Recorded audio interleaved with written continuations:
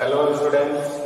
तो हम लोग कल सेपरेशन टेक्निक पे पहुंच गए थे चैप्टर में। एक टॉपिक छूट गया था जिसको हम लोग एक बार एक नजर में देख लेते हैं। क्या है एलॉय? एलॉयज, ठीक है। तो एलॉय क्या होता है? दो या दो से ज्यादा मेटल का मिक्सचर। जब मेटल लेते हैं उसको मेल्ट करके उसको पिघला करके हाई टेम्परेचर पर मिक्स करते हैं फिक्स रेशियो में, तो एक अलग प्रॉपर्टी वाला तीसरा कोई मेटल बन जाता है जिसमें दोनों मेटल की क्वालिटी होती है ना।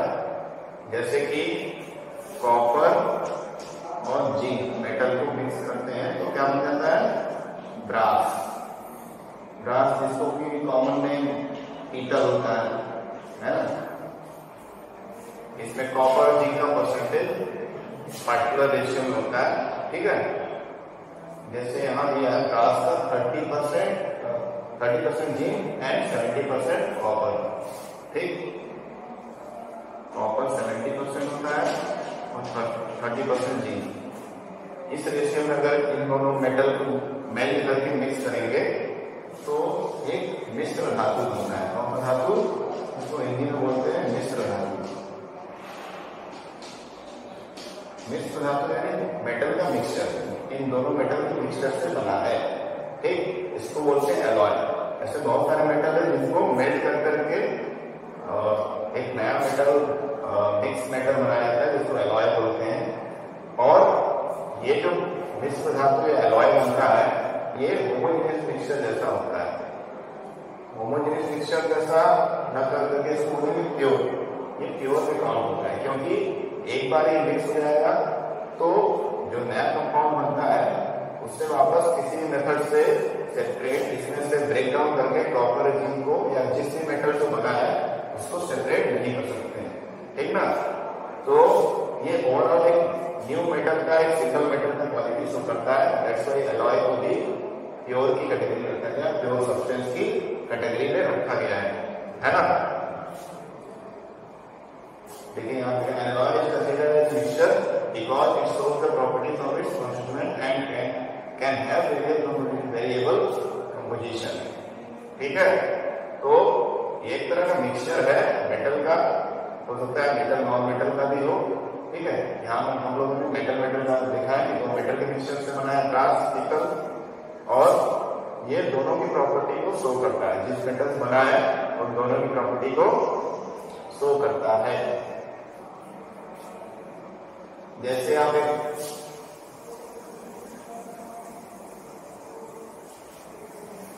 सोल्डिंग आयरन का नाम सुनेंगे। सोल्डिंग आयरन का साइंटिफिक नेम कर सकते हैं सोल्डर होता है, सोल्डर, ठीक है। तो उसमें कौन सा मेटल का मिक्सचर होता है? स्टैनेट और लेड।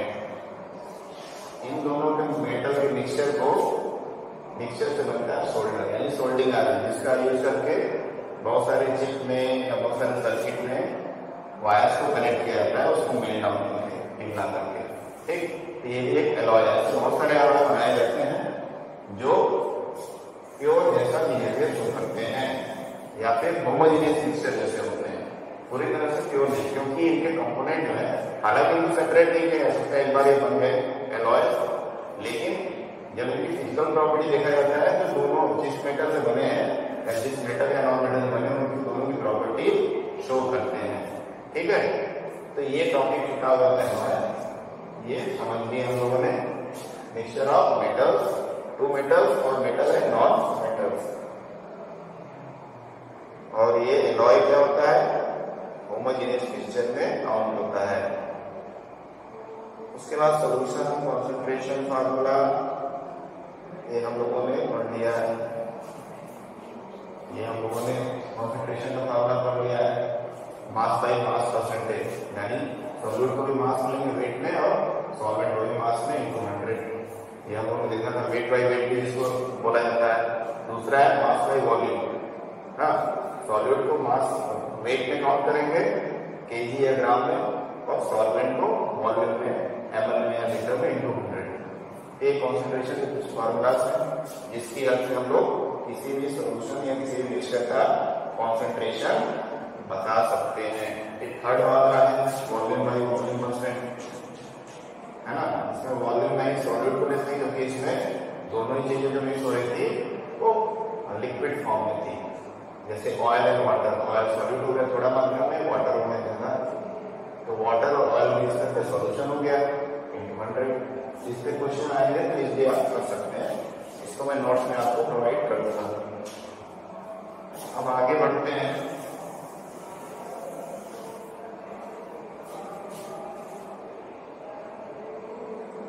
सस्पेंशन क्लोराइड सॉल्यूशन हम सभी ने इसको पढ़ लिया है आपकी हिस्ट्री से, ठीक ना।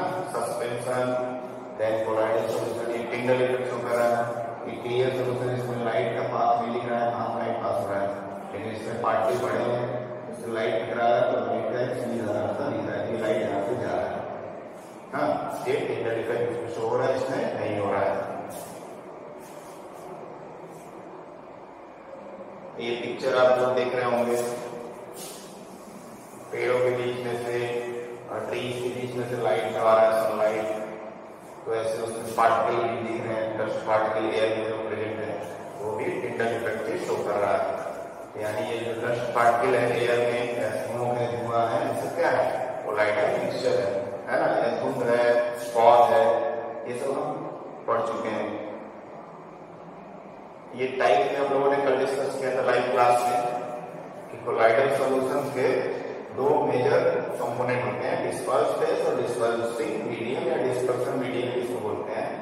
डिस्पर्स फेज यानी वो पार्ट कोलाइडल सॉल्यूशन का जो सस्पेंडेड रहता है, मिक्सचर में फ्लोट करता रहता है, घुलता नहीं, ठीक है, और कम मात्रा में रहता है। और डिस्पर्सिंग मीडियम या डिस्पर्सन मीडियम वो पार्ट होता है कोलाइडल सॉल्यूशन का जो ज्यादा मात्रा होता है और जिसमें हमारा डिस्पर्स फेज फ्लोट करता रहता है, ठीक ना। ये सारे एग्जांपल हम लोगों ने कल डिस्कस कर लिए थे। उसके बाद separating the component of a mixture, mixture के कंपोनेंट को सेपरेट करने के लिए टेक्निक हम लोगों ने स्टार्ट किया था कि क्या क्या मेथड अप्लाई करके हम लोग किसी भी मिक्सचर के कंपोनेंट को या उसके जो पार्ट्स हैं उसको सेपरेट कर सकते हैं। कुछ फिजिकल मेथड्स हैं, कुछ केमिकल मेथड्स हैं, उसको हम लोग बारी बारी देखेंगे। जैसे पहला वाला मैंने समझा दिया था इवेपोरेशन मेथड से, जो इंक में डाई होता है, कलर वाला जो केमिकल होता है उसको कैसे निकालते हैं इवेपोरेशन करके, है ना। यहाँ पे पिक्चर दिया है, इनको ले लिए, उसको डायरेक्टली हीट न करके वाटर बाथ, उसको वाटर बाथ कंडीशन बोलते हैं। यानी हीट पहले वाटर में आ रहा है, वाटर से फिर इसमें ट्रांसफर हो रहा है, जिससे क्या होगा, इंक में मौजूद जितना भी लिक्विड या वाटर होगा इवेपोरेट हो जाएगा और कलरिंग एजेंट या डाई जो केमिकल है वो ड्राई फॉर्म में बचा रहेगा।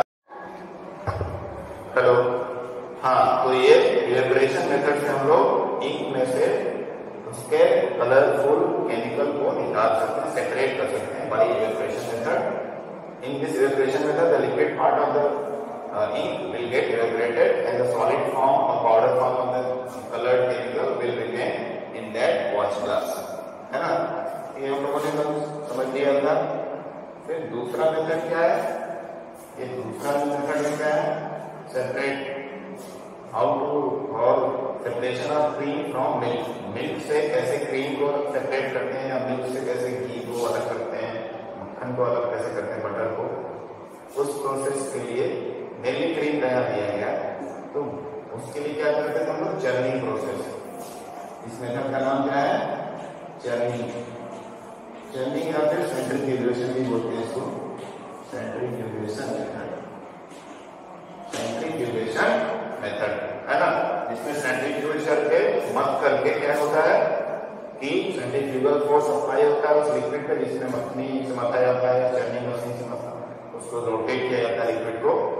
तो उसमें जो लेस डेंस पार्ट होता है, हल्का जो पार्टिकल होता है, जैसे क्रीम, घी या मक्खन, बटर, ये सब साइड में सेंटर से दूर किनारे इकट्ठे हो जाते हैं। उसको फिर स्टोर, उसको वॉश करके या फिल्टर आउट करके किसी कंटेनर में रखा जाता है। और जो हैवी पार्ट होता है, हाईली डेंस होता है, जैसे वाटर, वो क्या होता है, वो नीचे वैसे तो वैसा रहता है, ठीक ना। और जो क्रीम वगैरह या बटर है, ये लाइटर होते हैं, ये तैरते रहते हैं और पेरीफेरी पे चले जाते हैं। पेरीफेरी यानी किनारे पर, बर्तन जिसमें मथा जा रहा है, चर्नी की जा रही है, उस उसके किनारे पे, क्योंकि वहां सेंट्रीफ्यूगल फोर्स लग रहा है, the force which always direct the particle away from the centre, जो सेंटर से दूर की तरफ लगता है।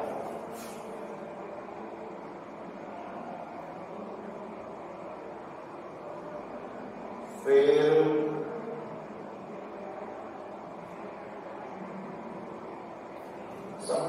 यहाँ पे आप देखेंगे sometimes the solid particles in a liquid are very small and pass through a filter, so for such particles the filtration technique can be used for separation। जैसे कि कुछ सेपरेशन में आप देखेंगे कि कुछ सॉलिड पार्टिकल बहुत छोटे होते हैं, पानी में या लिक्विड में घुले रहते हैं, और जब फिल्टर पेपर लगाते हैं तो फिल्टर पेपर से पूरा पास हो जाता है, यानी वो पार्टिकल उसमें पास हो जाते हैं। तो उस केस में सेपरेशन टेक्निक नहीं अप्लाई, फिल्ट्रेशन वाला टेक्निक अप्लाई नहीं होगा ना। तो ये भी ध्यान देने वाली बात है, पार्टिकल के साइज पे भी डिपेंड करता है कौन सा टेक्निक अप्लाई करना है। फिर हम लोगों ने सेंट्रीफ्यूगेशन मेथड या चर्निंग मेथड के एप्लीकेशन पढ़े थे कि किस फील्ड में कहाँ इसका एप्लीकेशन है। इसका बहुत ब्रॉड एप्लीकेशन है, बहुत वाइड एप्लीकेशन, काफी क्षेत्रों में इसका इस्तेमाल होता है। जैसे डायग्नोस्टिक सेंटर में, लेबोरेटरी में जहाँ पे जांच होती है डिजीज वगैरह की, जैसे ब्लड टेस्ट, यूरिन टेस्ट, तो उसमें भी सेंट्रीफ्यूगेशन का यूज किया जाता है। सेकेंड, डेयरी फार्मिंग, यानी जहाँ पे दूध उत्पादन, गाय भैंस पाले जाते हैं, बहुत बड़े लेवल पर डेयरी फार्म होता है, दूध या उससे बनने वाले प्रोडक्ट बनाए जाते हैं, तो वहां पर भी सेंट्रीफ्यूगेशन मेथड अप्लाई किया जाता है ना, जहाँ क्रीम, बटर एक्सेट्रा सेपरेट किया जाता है उससे। तीसरा है वॉशिंग मशीन। वॉशिंग मशीन में जो कपड़े स्क्वीज होते हैं उसमें से मैक्सिमम वाटर स्क्वीज करके निकाल दिया जाता है और हल्का सा एयर लगता है तो सूख जाता है ना।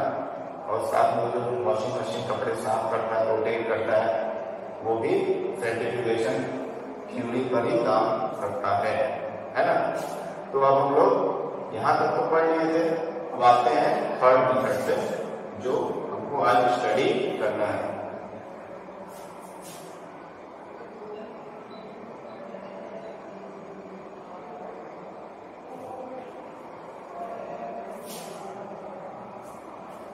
तो अगला हमारा टॉपिक क्या है? How can we separate mixture of two immiscible liquid. दो इमिसिबल लिक्विड को कैसे सेपरेट करें? इमिसिबल का मतलब जैसे oil and water, oil water mix होते नहीं, तो इस तरह का कोई ऐसा मिक्सचर हो जिसमें दो लिक्विड और दोनों एक दूसरे से मिक्स ना हो, तो उनको इमिसिबल लिक्विड बोलेंगे। तो ऐसे मिक्सचर को कैसे सेपरेट करेंगे वो इस लोगों को समझना है, ठीक है। तो इसमें क्या करेंगे, एक एक्टिविटी आप देख लीजिए कि केरोसिन ऑयल ले लिए और वाटर, एक सेपरेटिंग फनल लेते हैं। इसका पिक्चर देख लेते हैं पहले। ये भी बहुत इजी मेथड है, हालांकि थोड़ा टाइम लगता है सेपरेट होने में, घंटे 2 घंटे लगते हैं, उससे कम समय थोड़ा लग सकता है। तो केरोसिन ले लिए, ये सेपरेटिंग फनल है, इसका क्या नाम है? सेपरेटिंग सेपरेटिंग फनल, ठीक है। ये इसी पर्पज के लिए बनाई है, दो इमिसिबल लिक्विड को सेपरेट करने के। ये पार्टिकुलर शेप का एक कांच का ग्लास का बना हुआ डिवाइस है या ट्रैकर से कर सकते हैं। तो ये इसका कैप है, यहाँ से ये इसका नॉब है, टॉप है, इसको ऐसे खोलेंगे तो फ्लो होने लगेगा, तो खुल जाएगा, नीचे गिरेगा, और ऑफ कर देंगे तो बंद हो जाएगा। इसको ऑफ कर लेंगे, देन इसमें क्या क्या डालेंगे? वाटर और केरोसिन ऑयल, ठीक। कुछ लिमिटेड अमाउंट में मेजर करके, 10 ml, 20 ml या 50 40 ml इस तरह से मेजर करके इसमें डालेंगे, ठीक। अब दोनों लिक्विड वाटर और केरोसिन ऑयल डालने के बाद इसके कैप को फिक्स कर देंगे, यहाँ से बंद कर देंगे, फिर इसको हल्का सा सेक करेंगे, बहुत ज्यादा तेजी से नहीं कि कांच होना है, टूट सकता है इसका कैप। तो कैप को एक उंगली से दबाकर और इसको बंद करके इसको, इसके टिप को ऐसे यहाँ पे उंगली लगाएंगे और बीच में थोड़ा सा सपोर्ट रहेगा और हल्के हाथ से इसको शेक करेंगे, ठीक ना। शेक करेंगे, शेक करने के बाद लगेगा आपको कि एक भुनना सा मिक्सचर, यहाँ पे ये दोनों मिक्सचर थोड़ी देर में लगेगा कि मिक्स हो गया है, कंप्लीटली नहीं लेकिन पार्शियली ना। It appears to be like they are mix, but if you see it very carefully, then you will find that droplets of the kerosene are still suspended in the water. They are not completely mixed. तो तेल kerosene oil पानी को घोल दिए separating funnel में, तो आपको लगेगा गंदा सा धुंधला सा लिक्विड बन गया है, लेकिन उसके बाद उसको एक स्टैंड आता है, सेपरेटिंग फनल का स्टैंड, जिससे यहाँ पे फिक्स किया जाता है और यहाँ पे स्टैंड रहता है, इसमें पिक्चर में दिया गया स्टैंड रहता है और यहाँ से फिक्स करने वाला होता है, इसके चारों तरफ इससे उसमें को हैंग कर दीजिए, ठीक है ना। ये स्टैंड होता है इस तरह का, यहाँ इसका बॉटम पार्ट होता है स्टैंड का, तो इसमें इसको फिक्स करके छोड़ दीजिए। तो मिक्सचर क्या है, पहले तो थोड़ा मिक्स ऐसा दिखेगा, कुछ 30 मिनट 40 मिनट या घंटे या 2 घंटे बाद लोगों ने प्रैक्टिकल किया इसका, तो क्या होता है घंटे या 1.5 घंटे में पूरा ऑयल जो है ऊपर आने का एक सेपरेट लेयर बना देगा और वाटर सेपरेट लेयर नीचे बना देगा। तो इस सेपरेटिंग में भी वही काम लगभग हो रहा है जैसा चर्निंग में, हालांकि चर्निंग थोड़ा अलग सा सेंट्रीफ्यूगल फोर्स लग रहा था यहाँ पे नहीं, लेकिन डेंसिटी वाला जो कॉन्सेप्ट है वो यहाँ भी काम कर रहा है कि ऑयल जो होते हैं, जितने भी ऑयल होते हैं वो क्या होते हैं, लेस डेंस होते हैं, पानी से हल्के होते हैं, इसलिए वो एक सेपरेट लेयर बनाकर पानी के ऊपर तैरते हैं, और पानी जो है हैवी होता है, उसका डेंसिटी ज्यादा होता है तो नीचे रहता है। तो ऐसे ही आप देख सकते हैं क्लियरली कि केरोसिन ऊपर है और वाटर नीचे सेपरेटिंग फनल में। जब ये लगभग 1.5 या 2 घंटे में लेयर पूरा क्लियरली सेपरेट हो जाएगा, कोई भी ऑयल का ड्रॉपलेट बूंदे इसमें नहीं लगेगी पानी में, तब आप इसको ओपन करके धीरे धीरे किसी कंटेनर में, नीचे कंटेनर को लगा देंगे छोटा सा, और उसमें पानी को यहाँ तक ला करके इकट्ठा कर लेंगे, इसको अलग कर लेंगे। फिर अब हमारा क्या बचाएगा इसमें, केवल ऑयल। फिर ऑयल के लिए अलग कंटेनर लगाएंगे, उसमें पूरा ऑयल सेपरेट करने में निकाल लेंगे। एक सिंपल सा मेथड है कि आपको मिक्स करके ऑयल और वाटर दिया गया है, तो उसमें आप ऑयल और वाटर को सेपरेट कर सकते हैं with the help of this particular device which is known as separating funnel, ठीक ना। सेपरेटिंग फनल, इसका भी एप्लीकेशन देख लेते हैं। सेपरेटिंग फनल का क्या एप्लीकेशन है, कहाँ ये अप्लाई होता है। To separate mixture of oil and water, जैसा मैंने बताया कि ऑयल और वाटर, क्योंकि ये ऐसे मिक्सचर है जो एक दूसरे से मिक्स नहीं होते हैं, ऐसे 2 लिक्विड है जो मिक्स ना हो, उनको सेपरेट किया जा सकता है बाय यूजिंग सेपरेटिंग फनल। दूसरा, extraction of the iron from its ore, the lighter slag is removed from the top by this method to leave the molten iron at the bottom in the furnace. Furnace जैसे कि extraction का मतलब क्या होता है, metal extraction।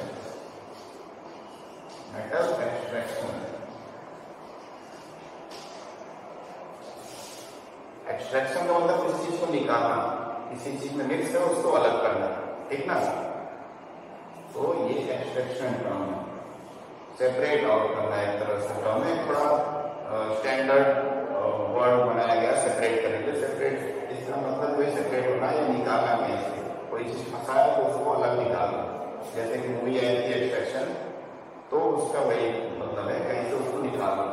तो extraction of iron, जो लोहा आयरन मिनरल मिलता है जमीन के अंदर, वो हमको इम्प्योर फॉर्म मिलता है, उसको हम लोग ले जाते हैं मेटल एक्सट्रैक्शन प्लांट जो रहते हैं, जो कंपनियां फैक्ट्रियां लगी रहती हैं, वहां पर ले जाते हैं, फिर वो फर्नेस में डाल देते हैं। फर्नेस मतलब भट्टी यानी एक बहुत बड़ा, काफी बड़ा साइज का, काफी एरिया में फैला हुआ भट्टी रहता है, उसमें बहुत ज्यादा हीट प्रोड्यूस होता है, उसी में ये इम्प्योर मेटल या मिनरल एलिमेंट्स निकाला गया आयरन का वो डाला जाता है।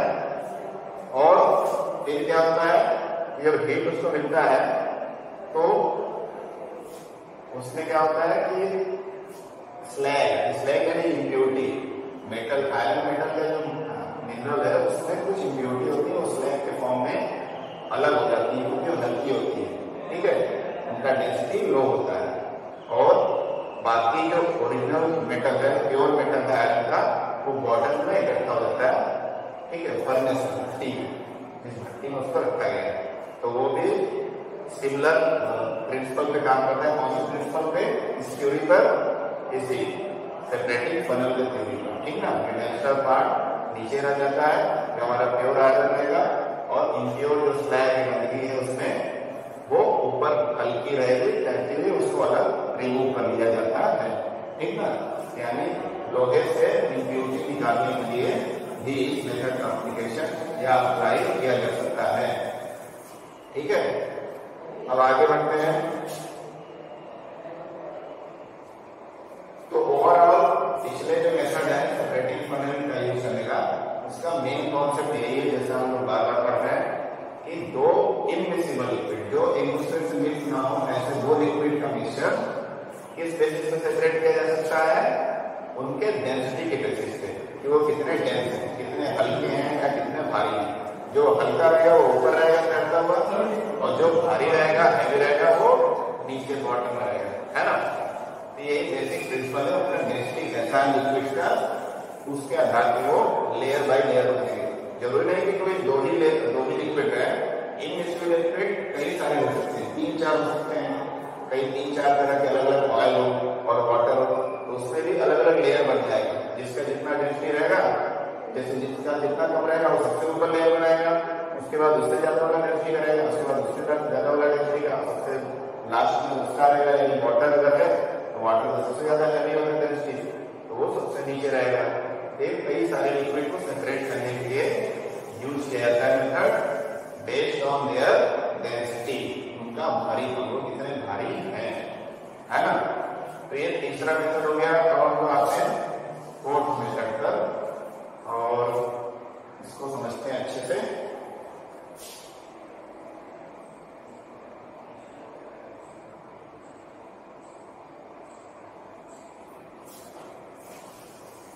तो इसमें क्या दिया है? How can we separate mixture of salt and camphor.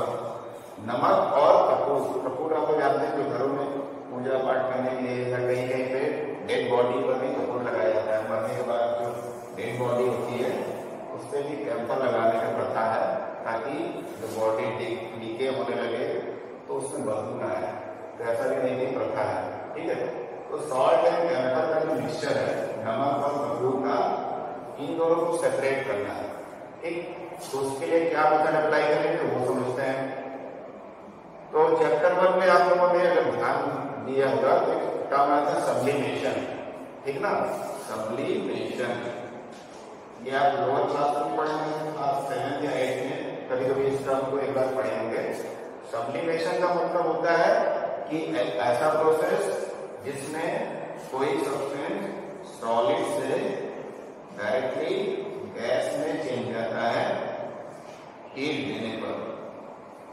यानी उसको हीट दिया जाए किसी सब्सटेंस में, कुछ पार्टिकुलर चीजों को, तो सॉलिड से डायरेक्टली गैस में कन्वर्ट हो जाते हैं और लिक्विड में कन्वर्ट नहीं होते हैं। इसी प्रोसेस को क्या बोलते हैं? सब्लिमेशन। तो यहाँ पर भी वही प्रोसेस या वही प्रक्रिया होती है सब्लिमेशन की। तो समझते हैं इसको। अब सब्लिमेशन यहाँ पे अभी मैंने कल बताया था, फिर से बता रहा हूँ। वोलाटाइल। वोलाटाइल वर्ड का मतलब क्या है? वोलाटाइल मतलब जो वाष्पशील हो, वाष्पशील, ठीक है। वाष्पशील यानी जो भाप बन के उड़ जाए, गायब हो जाए, मैनिश हो जाए, ऐसे चीजों को वोलाटाइल होते हैं। और कुछ चीजें होती है जो भाप में कन्वर्ट नहीं होती है, जो प्राइस पर गायब नहीं होती है, उनको नॉन वोलाटाइल बोलते हैं, ठीक। ये जानना जरूरी था। अब हम लोग इसको समझते हैं कि यहाँ पे दिया है कि चैप्टर 1 में आप लोगों ने देखा था कैम्फर डायरेक्टली सॉलिड से गैस में चेंज होता है हीट करने पर, गर्मी देने पर। जैसा कि आप लोग घरों में देखते होंगे, उसको गर्म करें कैम्फर को तो वो जलेगा, जलकर तुरंत वो गैस फॉर्म में बनता रहेगा और जलता जाएगा, उसका कम्बशन होता रहेगा, है ना। और अल्टीमेटली कुछ बचेगा नहीं, कुछ लिक्विड फॉर्म में नहीं बचेगा। तो अब sublimable volatile component from non sublimable impurity. Sublimable volatile यानी ऐसी चीज जो वोलेटाइल हो, यानी वाष्पशील हो, वाष्प में वेपर में कन्वर्ट हो जाए और वैनिश हो जाए, गायब हो जाए, उसको सब्लाइबल वोलेटाइल कंपोनेंट बोलेंगे। और जो चीज हीट करने पे वेपर में चेंज ना हो और सब्लाइम ना हो, यानी सॉलिड से गैस में ना चेंज हो और ना ही वो वैनिश हो गायब हो, उसको नॉन सब्लाइबल इम्प्योरिटी बोलेंगे। ठीक है, जो वाष्प में बन के वेपर बन के हट जा रहा है वो हमारा क्या हो गया, प्योर कंपोनेंट हो गया। और जो नहीं वेपर बन रहा है वो जैसे का तैसा रह रहा है, वो हमारा नॉन सब्लाइबल इम्प्योरिटी का नाम है, यानी वो इम्प्योरिटी। ठीक, तो पहले चैप्टर में आप लोगों ने देखा होगा सब्लिमेशन प्रोसेस यूज में, जैसे कि ammonium chloride, naphthalene ball, anthracene, ये कुछ केमिकल है। इन सब प्रोसेस में सब्लिमेशन होता है, यानी ये केमिकल अमोनियम क्लोराइड जिसको इस तरह लिखते हैं NH4Cl, इसका केमिकल फॉर्मूला है। देन नेफ्थलीन का फॉर्मूला थोड़ा सा आपको अजीब लगेगा, एक इसका स्ट्रक्चरल फॉर्मूला है।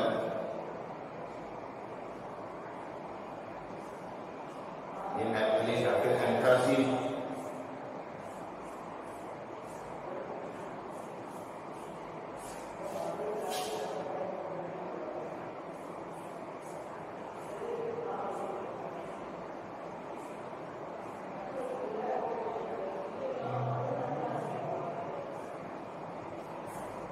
ठीक है ना। तो इस तरह का ये नेफ्थलीन का केमिकल स्ट्रक्चर है और ये एंथ्रासीन का ये केमिकल फॉर्मूला अमोनियम क्लोराइड का। ठीक, तो ये कुछ चीजें हैं, या कैम्फर हो गया, कपूर, इस तरह के कुछ सेलेक्टेड या पार्टिकुलर केमिकल है, इनका नेचर पाया गया है रिसर्च के बाद कि डायरेक्टली हीट करने पर सॉलिड से गैस नहीं चलते, कभी भी लिक्विड फॉर्म में कन्वर्ट नहीं होते हैं। तो इन सबको सब्लाइबल मटेरियल बोला जा सकता है। ठीक है, इन सबको क्या बोला जाता है, सब्लाइबल वोलेटाइल कंपोनेंट बोला जा सकता है। ठीक है, ये सब्लाइबल है और वोलेटाइल है, यानी वो सॉलिड से गैस में कन्वर्ट होंगे और अल्टीमेटली फिर वैनिश, गायब हो जाएंगे, भाप बन के एयर में, एटमॉस्फेयर में चले जाएंगे, है ना। इसलिए वोलेटाइल बना गया है, जो गायब हो जाएगा। तो आइए इसको आगे देखते हैं कि सॉल्ट और कैम्फर को कैसे सेपरेट करते हैं, क्या क्या उसमें अपरेटस लगता है।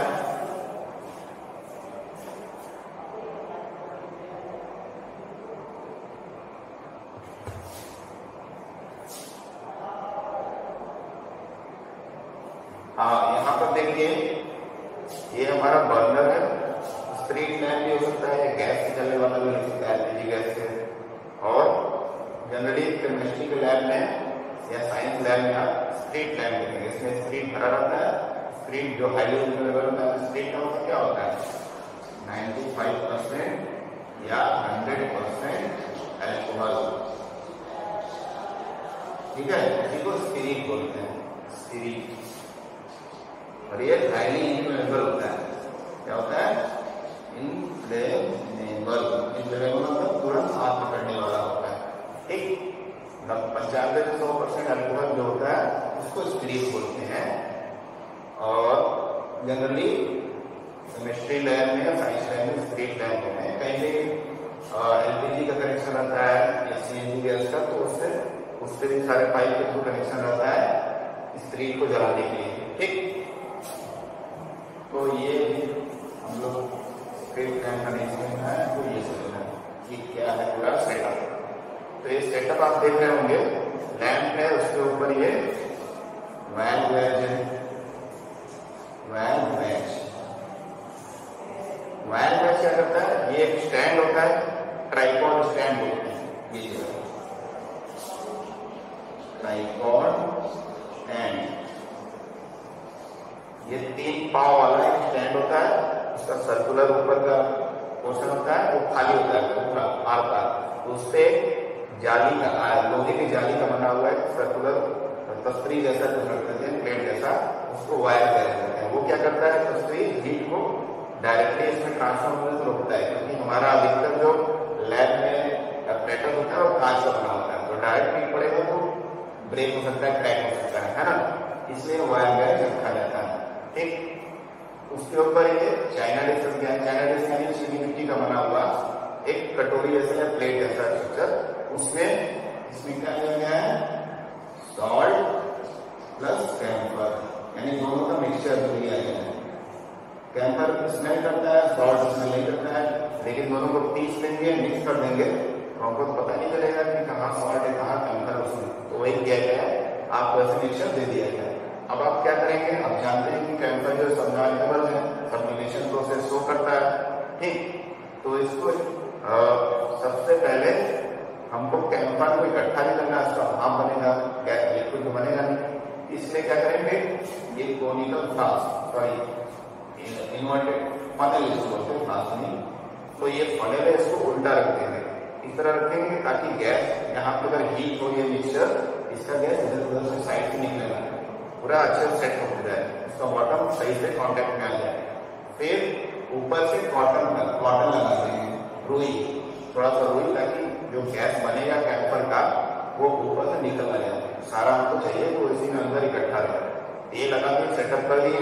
फिर अब उसको हीट करेंगे तो कैंपर का जो भी मेल्टिंग पॉइंट होता है, यानी जिस टेम्परेचर जो डायरेक्टली सॉलिड से गैस में चलेगा, उतना टेम्परेचर जब इसको मिलेगा तब ये क्या होगा, सीधे भाप बना शुरू होगा, आपको व्हाइट फ्यूम सफेद धुआं दिखेगा अंदर, ये अंदर उड़ता रहेगा सफेद धुआं, ठीक है।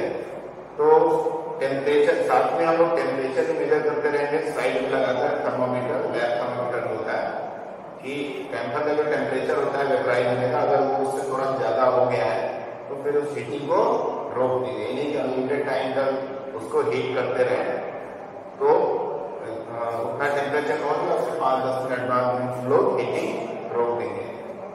फिर इस पूरे सेटअप को बस बर्नर को बंद कर देंगे, स्प्रिट लाइन में बर्नर को बंद कर देंगे और इसको नॉर्मल टेम्परेचर पर ठंडा होने देंगे। ठंडा होने में इसको काफी समय लगेगा, क्योंकि इसको एक्स्ट्रा कूलिंग बर्नर देना नहीं, जो भी लैब का टेम्परेचर उसी में ठंडा होगा, तो घंटे 2 घंटे 3 घंटे लगते हैं इसमें, वो कम से कम ये हीटिंग प्रोसेस जो है मतलब 1-2 घंटा लेता है, ठीक है।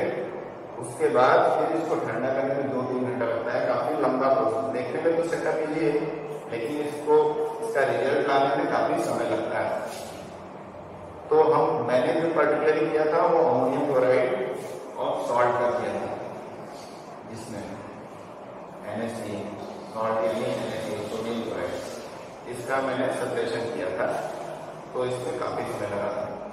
तो इस तरह से हीट करने के बाद वेपर आप देखेंगे ढेर सारा हो गया है, टेम्परेचर जितना चाहिए उससे ऊपर हो गया है। फिर इसको ठंडा करेंगे, 2-3 घंटे बाद देखेंगे जो गैस इसमें उड़ रहा था वो साइड में चिपकने लगेगा, गैस जो उड़ रहा था वो साइड में चिपक जाएगा, और जैसे जैसे टेम्परेचर उसका लो होगा आसपास के एनवायरमेंट की वजह से, वैसे वैसे वो क्रिस्टल बन जाएगा। क्रिस्टल बहुत सुंदर सुंदर ऐसे नुकीले बनते हैं, जैसे ग्लेशियर होता है, उसके बर्फ के चट्टान जैसे होते हैं नुकीले, उस तरह का बहुत सुंदर सुंदर इसका क्रिस्टल होता है।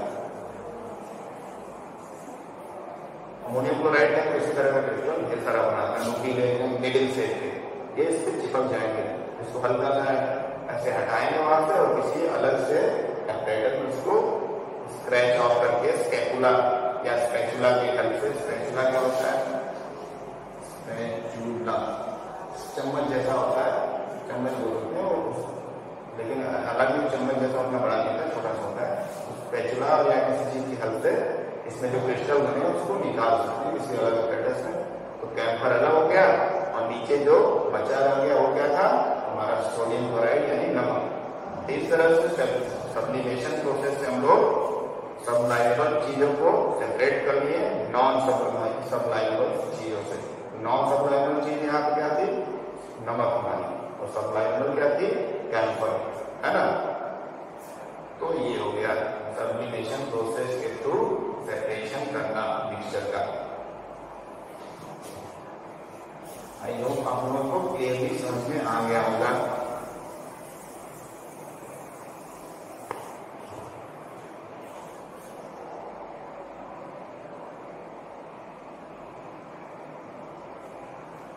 उसके बाद next is the dye in black. Next topic है is the dye in black, और इज अ सिंगल कलर। जो ब्लैक कलर का इंक होता है, क्या उसमें जो डाई है, कलरफुल केमिकल जो है, क्या उसमें केवल एक ही कलर वाला केमिकल है या कुछ और भी मिक्स है, ठीक है। तो इसको चेक करना है, तो इसके लिए 5वां एक्टिविटी करना है, ठीक है। अब इसके लिए कौन सा एक्टिविटी करेंगे, कौन सा मेथड अप्लाई करेंगे, क्रोमेटोग्राफी।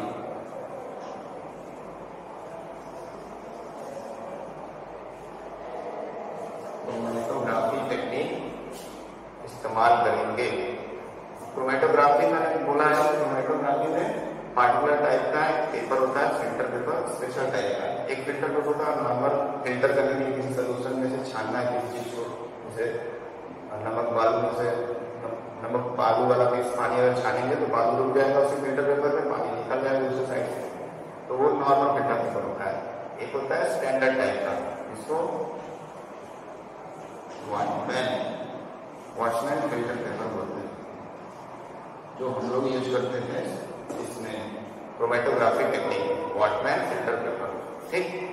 तो अब क्या करेंगे, पेपर जो रहता है इसे स्ट्रिप के फॉर्म में रहता है, इसी तरह का होता है, लगभग होता है, आप कह सकते हैं 25 to 30 सेंटीमीटर लंबा इतना होता है, या 35 सेंटीमीटर तक का लंबा होता है, पतला सा स्ट्रिप होता है, पतला इससे यहाँ तो बड़ा चौड़ा बन जा रहा है, इससे थोड़ा पतला ही होता है और लगभग इतना बड़ा होता है।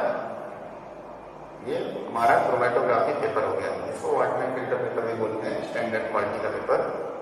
अब इसमें क्या करेंगे, इसके यहाँ पे देख रहे हैं कि 2 सेंटीमीटर स्केल से नाप कर 2 सेंटीमीटर पे पेंसिल से मार्क करेंगे, पेन से नहीं, क्योंकि पेन में इंक है, उसमें भी कुछ केमिकल होंगे तो वो फिर प्रॉब्लम कर सकते हैं आपके एक्सपेरिमेंट में, इसलिए पेंसिल से मार्क करेंगे। और इंक का जो सोल्यूशन है, जो इंक है ब्लैक कलर का इंक, आपको पता करना है कि उसमें ब्लैक ही कलर है कि और कोई भी कलर है, तो उसका एक ड्रॉप लेकर यहाँ पे गिरा देंगे, जहाँ पे हल्का सा पेंसिल से मार्क किए हैं उसी पर एक ड्रॉप, छोटा सा ड्रॉप क्या है इस पे गिरा देंगे इंक का, ठीक। ये फिल्टर पेपर हमारा फिल्टर पेपर। अब क्या करेंगे, इसको एक जार में, यहाँ पे देख रहे हैं जार होता है, इसी के साइज का रहे, थोड़ा बड़ा रहे, एक जार रहेगा, एक जार है, इसको इस पेपर को यहाँ पे हैंग करेंगे, टांगेंगे, किसी सपोर्ट की हेल्प से यहाँ टांगेंगे, ताकि यहाँ पे केमिकल रहेगा, यहाँ पे क्या रहेगा, वाटर, पानी रहेगा, ठीक। अब पानी में पूरा नहीं डूबा रहना चाहिए, पानी से थोड़ा ही टच होना चाहिए, क्योंकि ये पेपर बहुत तेजी से वाटर से एब्जॉर्ब करता है, तेजी से क्या धीरे धीरे करता है लेकिन करता है, ठीक है। तो ये इस पेपर का निचला हिस्सा थोड़ा सा बस पानी से टच रहना चाहिए, पानी यहाँ पे हम लोग लिए हैं, वाटर लिए हैं, धीरे धीरे धीरे वाटर को एब्जॉर्ब करेगा, और जैसे जैसे पानी ऊपर जाएगा इसमें पेपर में, वैसे वैसे ये इंक का जो हम लोग एक ड्रॉप गिराए हैं उसमें के केमिकल भी पानी के साथ साथ इसी पेपर में ऊपर जाएंगे और उनका स्पॉट बन जाएगा, जहाँ जहाँ इंक पहुंचेगा पानी के साथ पेपर में, वैसे वैसे अलग अलग जगह पे स्पॉट इंक का बन जाएगा, यहाँ पहुंचा, यहाँ पहुंचा, तो अलग अलग दूरी पे अलग अलग स्पॉट बनने का मतलब उसमें अलग अलग तरह के केमिकल हैं, ठीक ना। ये क्रोमेटोग्राफी टेक्निक है, जैसा कि आप देख रहे हैं, यहाँ पेपर क्लिप से किसी सपोर्ट से पेज को टांग लिए, फिल्टर पेपर को या क्रोमेटोग्राफी पेपर को, ये इंक का स्पॉट है, फिर पानी की हेल्प से, पानी जैसे जैसे एब्जॉर्ब होगा इस पेपर में, वैसे वैसे इस इंक में जो केमिकल मौजूद है वो भी धीरे धीरे ऊपर जाएंगे। Ascent of SAP, ascent of SAP एक टर्म सुना होगा, सक्शन प्रेशर की वजह से ये ऊपर जाएंगे, ठीक। सक्शन पुल बोलते हैं, तो पानी के साथ ये इसमें मौजूद सारे जो केमिकल है वो भी ऊपर ऊपर जाएंगे और अलग अलग जगह पे स्पॉट बन जाएगा, अलग अलग जगह पे स्पॉट बन जाएगा, फिर उसका RF वैल्यू निकालेंगे, क्या निकालेंगे, RF वैल्यू, रिटार्डेशन फैक्टर निकालते हैं, वो अभी आपको नहीं पढ़ना, सिंपल बस ये जानिए कि फिल्टर पेपर में कोई भी थोड़ा सा मात्रा में कोई केमिकल है, उसमें क्या क्या कंपोनेंट है, उसमें क्या मिक्सचर है, उन सबके बारे में अगर आपको पता करना है तो बस छोटा सा हल्का सा भी ड्रॉप मिल जाएगा, तो इस तरह की टेक्निक अप्लाई करके आप पानी से थोड़ा सा टच होना चाहिए, बस पानी धीरे धीरे ऊपर उठेगा, उसके साथ इसमें के कंपोनेंट के ऊपर उठेंगे और अलग अलग जगह पे क्या होगा, अलग अलग जगह पे क्या होगा कि स्पॉट बन जाएगा और अलग अलग स्पॉट से हमको पता चल जाएगा कि उसमें अलग अलग केमिकल्स हैं।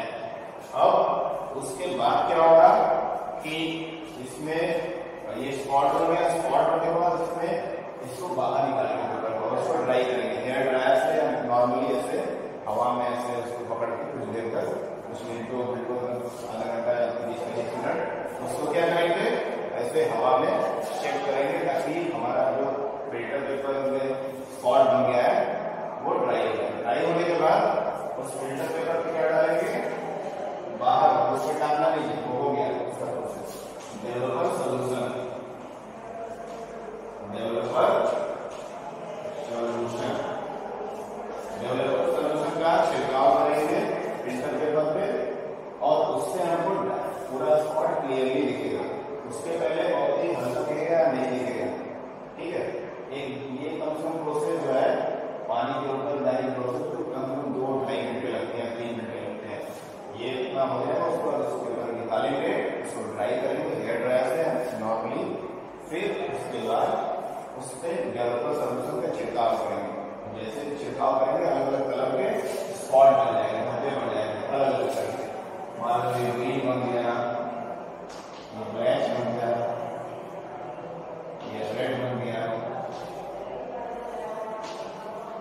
है ना। फिर अलग अलग कलर के स्पॉट बन जाएंगे और उनका आरएफ वैल्यू को निकालेंगे, हायर क्लास में पढ़ेंगे और उस आरएफ वैल्यू से हम बता सकते हैं कि इस ब्लैक कलर के इंक में ये क्या केमिकल था, ये क्या केमिकल था और ये क्या केमिकल था, ठीक ना। तो आज के लिए इतना ही, थैंक यू।